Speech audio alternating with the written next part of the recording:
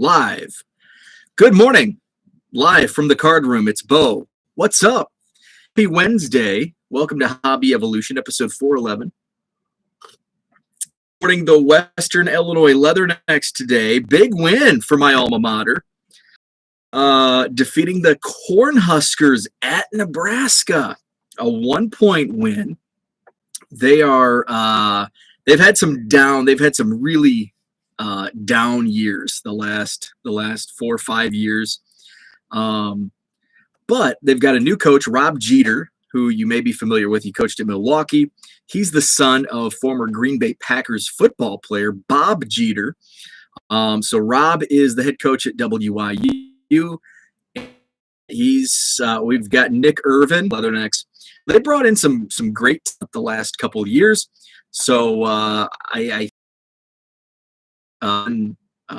grossly underrated going into the season. So I think they'll do well for a low major.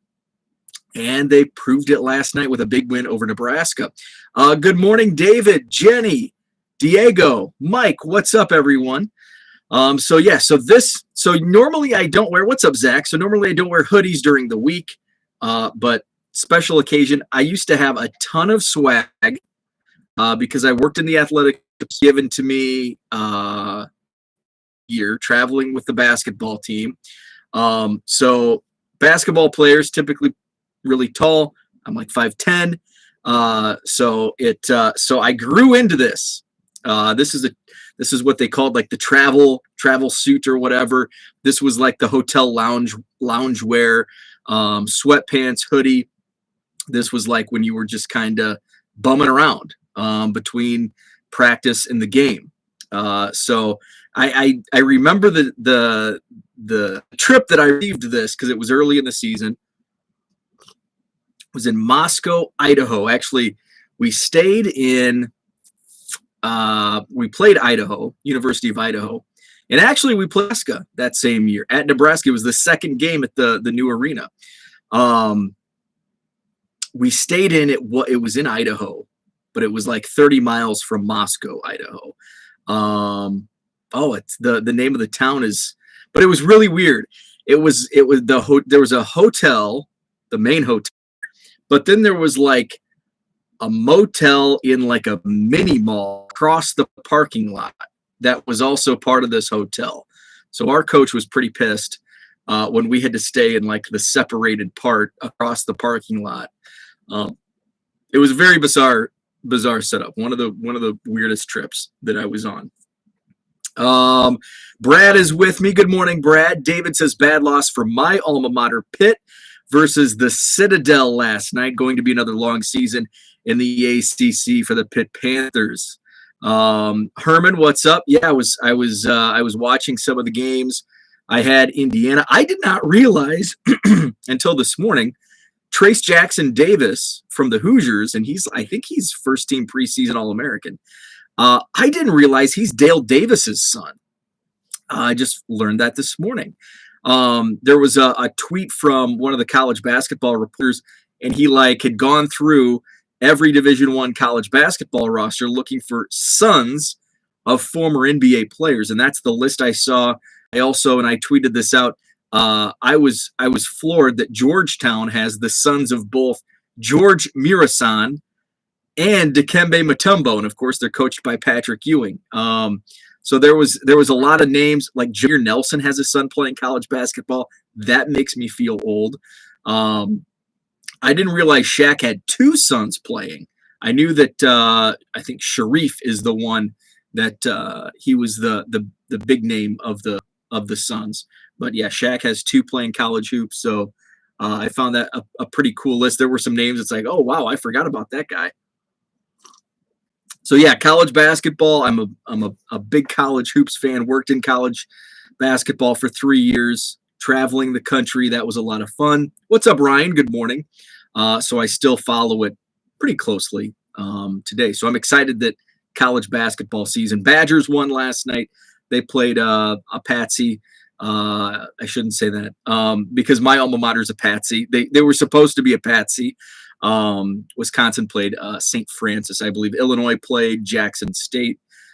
they won. So enough college basketball talk, but I probably will sprinkle in college hoops talk at times because big college basketball fan.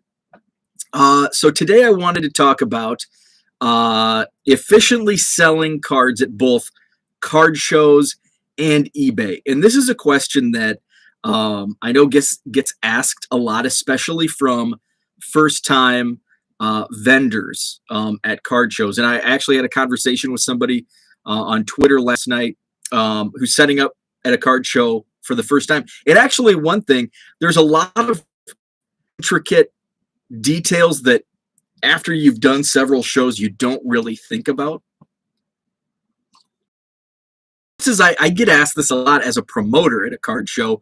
I'll have vendors ask, what happens if I have to go to the bathroom? And that's and if you're there alone, you don't want to leave your table, especially if you have valuable items. I just have 25-cent boxes, so I'm always walking the room. In fact, I said, I walk the floor all the time. I'm the only person at my table, so I leave it unattended. And they said, well, what happens if somebody wants to pay? And it's usually I'm like within distance. I've been to enough shows. A lot of people, like if I'm set up next to me, like there's communication. Like if somebody's like wanting to buy something, and I find this annoying as a buyer, so I shouldn't do this because I don't like it when I'm ready to pay a vendor, because as a buyer, I want to go walk the floor. I don't want to sit and wait for the seller, the vendor, to come back for me. So I should probably practice what I preach. But usually there's the vendor next to you, like, hey, do I pay you? Who do I pay? They're like, oh, it's that guy in the Western Illinois hoodie. So then they wave at me, and I come over and we do the deal. So I do need to be more cognizant. If I see people at my table, I need to get back to the table. I have so most of my like customers are sitting. I have chairs, so they're sitting and they're like looking through, and I check. But like if I'm myself looking through bargain boxes at other tables, I'll check back. When I'm running my show, I'm not often looking at bargain boxes. I'm just kind of doing video, taking pictures, but I leave my table off. But I also only have 25-cent cards, so I'm not concerned about or anything like that. My customers they're not going to ask questions. Everything's laid out, everything's a quarter, so it's pretty simple. Don't need to ask for pricing. So my situation is a little more if you have a showcase with higher dollar cards, even if they're $10 cards, they're not laying on the table. I'm not worried about somebody swiping one. So my situation a little different than what other sellers might have. But my biggest piece of advice for that question, if you do have nicer cards and you're not set up like I'm set up, have a buddy. Set up the buddy system. You don't have to bring a buddy, but usually the person next to you, develop a rapport with them. Say, hey, I've got to run to the bathroom. Can you watch my stuff? And 99% of the time, that person is going to be okay. There hasn't been any issues where somebody's like, no, I'm not going to watch your stuff. So vendors are always willing to help and watch your stuff. Even if it's like, hey, we've had issues with theft. Hey, let's watch each other's stuff, be, cognizant of the situation. So that's my biggest piece of advice for that question. If you have to run to the bathroom, say, hey, or maybe somebody you've set up with somebody at another show. Maybe they might be a few tables away. Like, hey, can you just kind of keep an eye on my stuff? So that's my piece of advice in those situations. Zach says, speaking of hoops, are you going to upload any IO cards to your store? I do not have any IO cards. I have. So is he in? Well, he was just drafted, so I don't think I really have any cards from this year's draft class. But if I come across any, yes, I will. I don't think I have any 2021 basketball cards.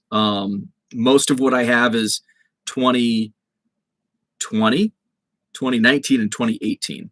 So the 3 years prior. So, but if I do, yes, I will. Bob, good morning to you. Bo is like Disney. He is frozen. Oh, great. I don't like that comment. What's up, Eric? Good morning to you. George, good morning. You just got to bring a pee jug. Just use a Mountain Dew bottle. Fall Creek Collectibles, I feel bad for our mall vendors. Bathrooms are a long ways away. And that's, get a lay of the land also. That's a great point. Get a lay of the land if there's where the bathrooms are. Fortunately, I haven't had any, my show and the Rockford show. And then this summer, bathrooms are fairly close. So haven't run into any of those issues, but again, extremely small sample size. Jenny says, that's why I love the show I do here in Minnesota. The owner of the shop is a friend of mine, a friend of a friend. And then I made friends with his friends at the show, and I trust them all. I leave my table to go do trades. Yeah, perfect. And if someone has a question at my table, they will holler to me. If someone buys, a buddy will grab the money and give it to me. Yep, that's kind of how things work. Good friend of mine, Mark, sets up right next to me. He has a lot better stuff. He has a showcase. He has cool stuff. He has slabs and vintage. And he loves to go wheel and deal throughout the show. So if his son or sons don't come to the show, I always watch over his stuff, and he does the same. Like, hey, there's $1. Somebody bought 4 cards. So, we watch over each other's stuff. And now, I mean, a lot of the vendors at my show are regulars. So they've, developed relationships with each other, and, that trust is built. So that's a big thing is, the old buddy system.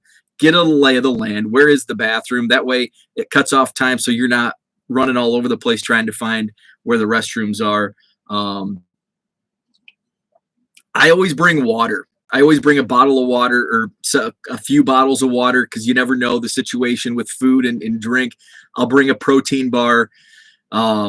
Most places, actually, I wouldn't say most, maybe half. I don't know. The half that I've gone to don't have concessions. So I'll always bring, either some beef jerky or a protein bar, just to have some protein.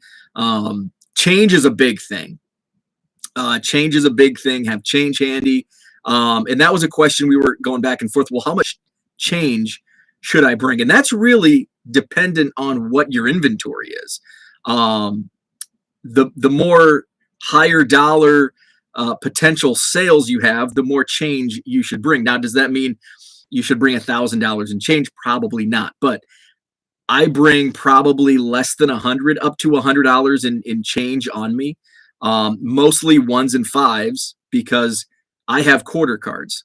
So I bring a lot of 1s because in a lot of cases, people will buy 4 cards, 8 cards. So $1 or $2, they give me a 5 or a 10, and I'm peeling off 5s and 1s. So I make sure to have that, but that's based on my inventory. So depending on your inventory, but usually a couple $100 should do you. Jenny says our show has a cafe connected to it, keeps the buyers around at lunchtime. That's awesome. Don't forget about your backpack. Yep, the backpack. I don't bring any Motrin, ibuprofen, all that stuff, Brad. If you do want to know the huge backpack that Brad brings with all his contents, check out our Card Show 101 on the Texas Card Dude channel.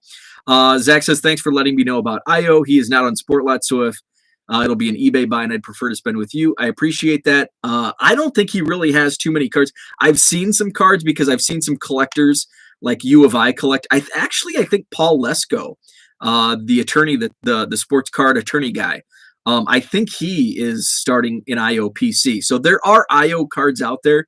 In fact, Zach, I think he's in Panini Chronicles, and you can find that on the shelves because it's everywhere.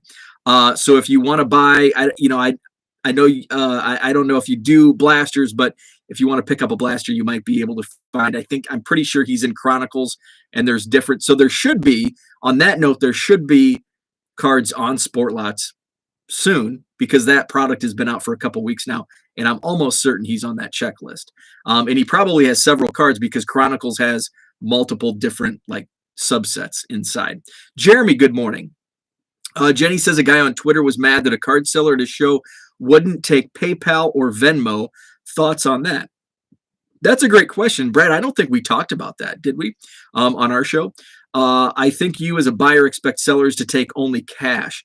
So I prefer to have more options. I wish more sellers took PayPal or Venmo or the like. I do I accept those avenues. I don't have Venmo, but I have PayPal. I'll do Chase Quick Pay. It's what's it called, Zelle. So I have those options. I don't really advertise it, but if somebody asks, then yes, I will definitely, absolutely take it. I prefer it as a buyer. Because I don't like carrying cash around. And so I was at the Wisconsin Dell show. We did talk about that and about making a sign-in show. Okay, we did. So at the Wisconsin Dell show, there were some vintage tobacco cards I wanted. And it was, I mean, it wasn't like a lot of money. It was a few $100, but I don't carry that much cash on me. So I went to the ATM and it was out of money. So now it's like, okay, I either have to somehow find, this guy only took cash. So how was I going to pay? So fortunately, my buddy Mark was set up and he had cash. So I PayPal'd my friend and he gave me cash, and then I paid cash for the card. So yes, I think vendors should definitely be open to accepting PayPal and other forms of online payments. In fact, it's almost, especially in high dollar transactions, it's safer in my opinion than cash. I mean, look at how many, I think you're more open to counterfeit cash than you are to get swindled on a PayPal deal. Because if you send it friends and family, which you should, any deals in person should be conducted friends and family. And I know there's that like legalese PayPal friends and family thing, but I mean, you're not open to chargebacks or anything like that. So, so yes, I think definitely you should take PayPal and any other form of payments online. Jenny says I have PayPal too and would take if needed, but I don't think someone should be angry that a seller doesn't. It is annoying. I mean, I think it's annoying. I'm not mad or angry, but it's an inconvenience as a buyer to not have those forms of payment available. So I'm not angry about vendors not accepting those forms of payment, but it is kind of a nuisance. It's kind of inconvenient, especially in 2021. There's so many online forms of payment that I think most people are now linked up to some form, whether it be PayPal, Venmo, Cash App, Zelle, whatever. Fall Creek says that show in New Franken worth going to. I am not familiar with that show. I've only been to the only shows in this area that I've been to. Of course, Madison, Oak Creek. I went to for the first time. Awesome show. Rockford, Illinois. Those are the only shows that I've been to, so I cannot comment on that one. Would you suggest advertising it on your table with a sign, or just wait until someone asks? So I think it's worth a sign, but I personally don't. It's kind of one of those where I have it if you need it, but most people do say, or most people at shows do use buy and sell with cash. But if and that even goes for me as a buyer, like I'm open, if I'm doing a bigger deal, several $100 deal, I want to do it. I don't want to carry that much cash on me. So having a sign is great. I think I probably should at least just put signage like, yes, I do accept PayPal. So I would say that. And in fact, I may do that for my next show. George says, what about if bro says, I want to do PayPal? You say, okay, then he wants to do goods and services and not pay the fee. Yeah. We won't get into that. Brad says, I have a sign that has a QR code. That's great. Yeah. My friend Mark, that I had to PayPal him for cash. He has a QR code. So I'm like, what's your PayPal? And he's like, oh, here, just use the QR code. I'm like, oh, wow, that's really sweet. Mike says, as a seller, you're cutting your potential customers down significantly by only accepting cash. I agree. It is very annoying when other options are not offered. Definitely. Underdog says, totally agree. The Venmo selling kit is really good. I've never, I don't even have Venmo set up, so I'll look into that. That's interesting. So what I wanted to touch on today was efficiently selling cards on both eBay and at a card show, because this was something that I know a lot of people struggle with, especially just starting out at card vending at card shows. And it was something I struggled with before I started doing my massive bargain boxes. And that is, well, how do you separate the two? And the show that I did, 5 years ago, I did a show. I had Sport Lots and I had eBay, and then I did a show, and it was like, what inventory am I going to take? How am I going to mark this off if I do bargain boxes, but they're on Sport Lots? How can I keep these things? How can I make notes? And it was just a giant ordeal. And I know not everybody has the capability to just keep it separate, and that's how I handle things now. So my advice here may not fit most people. I don't know, but all of my bargain boxes I keep separate, and I haven't touched them up until this past show. So everything that I stuck in there from April on stayed in those bargain boxes. And people cherry picked. There were probably a bunch of Austin Riley. Heck, there was probably Eddie Rosario Chrome rookies in the 25-cent box. I know there was a rated rookie of it might have been Rosario that was just picked out at my last show. And it was comping at the time during the playoffs like $12. And my customer got it for 25 cents. Great deal for him. I know there was a Chris Taylor rated rookie. Same thing, was $5 to $10 card in the 25-cent box. I didn't touch. I didn't go back in. Now I am. And the reason why is because the inventory is starting to get stale. While, yes, there's still, after 6 months, there were still Chris Taylor and Eddie Rosario rookies. They kind of came out of nowhere, right? So people that are regulars at my booth, over 10 shows, it's like, I've seen these cards after 10 shows. This is super stale inventory. So what I did going into my show last month was I kind of cleaned out a box. So I took 1 or 2 quarter boxes that had been on my tables since April. And so we're talking all of my shows, several Rockford shows, the Schaumburg show. So they've been rifled through quite a bit. So I went through a couple, and they were baseball. Most of mine is baseball. So so I went through. It's like, okay, we're heading in. I'm gonna have to freshen up these quarter boxes. I went through. It's like, what can sell on eBay? What can I throw for 99 cents or $2 in my eBay store?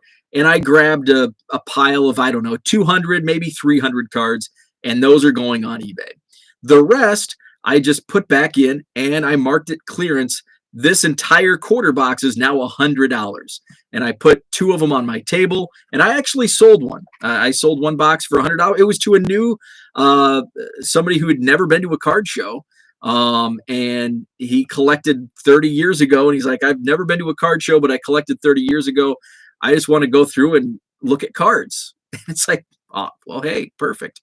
So that's what I did. So I'm going to continue doing that, just turning over the inventory. And that's why I'm going to continue buying bulk. And so when I buy the 4 or 5 monster boxes, pick through, what am I going to put on eBay? What's going into the quarter boxes? So that way my quarter boxes are fresh. So I did this for the first time with football, and I don't think I've listed the baseball. I just pulled the baseball out, put them away. So once we get to like January, that's when I'll start building up the eBay baseball inventory. But right now the focus is on football and basketball because we're in season and I just don't have much in my store. So I tried this out, and I put 100 to 200 football cards that I pulled out of an old football quarter box that's been at 12 shows or whatever, however many it's been, and listed, I don't know, 150 on eBay, and boom, within 24 hours, about 25 sold. So it's keeping that inventory fresh on both sides, the eBay and the card show. Now, I know some people don't have that ability, or not ability is not the right term, but capability maybe to separate the two. Like, this is my card show only inventory. This is a unique situation with the bargain boxes and the eBay store. This is just how I'm set up. So I guess if you're in a similar, if you're doing low dollar sales on eBay, this will work. If not, then it might not work, but maybe you'll get an idea of streamlining your inventory. So that's what I'm going to continue to do is filter out what doesn't sell in the quarter boxes, what's old stale quarter box inventory, pull a couple hundred cards out, put those in the eBay store, and then just bulk deal it out. Maybe at 6 shows the bulk boxes don't sell, and just throw some of those cards on eBay as well, or mark the price down just to keep streamlining, keep the money coming in, and using both sides from the card show and the eBay store inventory. I think that's what I was. Yeah. So go back to the chat. Jenny says, off topic, saw Betty White trending on Twitter. Hate when people trend. Got to make sure they're okay. Yeah, Betty White trends like once a week or once a month, and it always scares me. Io has 248 cards already, and I bet they're all from Chronicles. I bet all of those are Chronicles cards. Mike says, I may have a lot of new inventory for you very soon. I like those words. I love the bulk deals. Checking out a collection on Friday. The guy estimates he has 500,000 cards or so. I hope he's way off. May get you to 1 million Cubs faster. What's up, DR? Good morning. I love that. So, yeah, we'll have to talk about that on Saturday. Speaking of, so I think that's all I had for my efficiency and streamlining, and I do understand that I'm in kind of a unique situation with the bulk and the quarter boxes, but hopefully just sharing my streamline efficiency maybe helps somebody, or maybe gives you an idea, even if you're not doing a similar setup. Maybe it'll give you insight into how this works and maybe help you along the way. Speaking of card shows, Saturday I'll be in Rockford, Northern Illinois Card Show, Rock Church. The bargain boxes will be there. I'll have at least one, maybe 2 of the bulk deals on the 4-row boxes, just cleaning out the quarter box inventory. I'll have a fresh basketball box. I talked about this. The basketball box it's fire.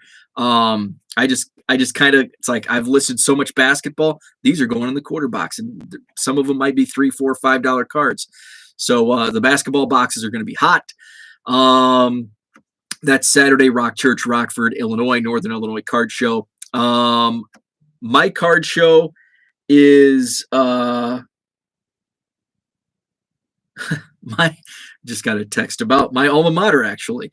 My card show is Saturday, November 27th. That's right after Thanksgiving. And my 2022 schedule is now locked in. So contract is signed January 29th. I did tweet, so the full actually not the full calendar, because I couldn't find I'm not very good with design, Photoshop, and all that stuff. So I just use Canva. And if I can't find a template that doesn't fit my needs, I just have to kind of tweak it. So I can only fit up to, I think, September. So there is an October date. There is a November date. Right now, for the time being, skipping December again. I'm going to see how this year goes. I am skipping December. So November 27th will be the last show of 2021. And then we go into January the 29th. January 29th will be the next show at the Sheraton Hotel in Madison. So all of the 2022 dates are now locked in for next year. And maybe along the way, it depends on any feedback, like, oh man, you should have done a December show. I'll kind of take it and then reassess in January. And if I feel there's a need for having a December show next year, then I'll lock in a date for December 2022. But all dates locked in. Check out my Twitter at 1 million Cubs. I did retweet it from the Madison Card Show account. You can follow Madison Card Show on Twitter as well. And those dates are all set, locked in. So did have a scare though for May. Did have a scare because my date ended up getting covered by somebody else at the hotel, but fortunately the May 28th was open. I think that's Memorial Day weekend. So it worked. So I was able to get that date because I didn't want to run up against the Rockford show is May 14th. So then I would have had to, I likely would have gone the first weekend in May and then pushed up the April show, but we avoided that disaster. Zach says, thanks, Jenny. I stepped away and 10 minutes behind. IO has a cool 90s hoops retro card. DR, I was just wondering, do you see a college crowd from University of Wisconsin at the shows? Hard to say. There are a lot of, we do have a lot of like younger collectors, and I mean, when I say younger, I mean all the way from junior high to mid 20s. Do I see like a big college crowd? No. Are there college kids from UW that come? Yes, but I don't think it's like it's not a big number. Like I wouldn't say we get a big crowd. I do see, like, I'll have, like, just overseeing my quarter boxes, I have a lot of buyers that buy Wisconsin Badgers alumni, like Jonathan Taylor, Melvin Gordon, Ron Dane. So I'll sell those. I have some just in collections I've picked up Badgers cards that were like handed out at games. Those sell. But as far as the crowds being students, not really. Not really. I'm sure there's a handful, but you know, it's not like an overwhelming. We're also in I think part of the reason, because I think part of that reason is we are a few miles from campus. So if you're familiar with Madison, the campus and downtown sits in Isthmus between Lakes Mendota and Monona. And we're actually, the Sheraton is on Lake Monona, but it's probably, I don't know what, 2 miles, 3 miles. It's actually probably 3 miles from campus, 4 miles from campus. So a lot of college students just walk. So, you know, they don't have cars. So a lot of college kids are only going within walking distance of campus. So we are not really within walking distance. You know, we're a few miles out. So I think that's part of the reason. If the show was downtown, I think you would see more of a college crowd, a larger amount of college students. But just location based, we don't see it. Jenny says, I just proposed a trade to see if I can get some IO cards for Zach. Awesome. Madison show dates are out for 2022. Yes, they are. Jenny, check out my Twitter. I retweeted the calendar for next year. So it's the January through September dates. So those are locked in, contract signed, good to go for 2022. So thanks for tuning in. Great chat today. Thanks so much. Have a great Wednesday. Check out Brad on his channel coming up next. He's on the Texas Card Dude channel. Have a great Wednesday, and we'll talk tomorrow.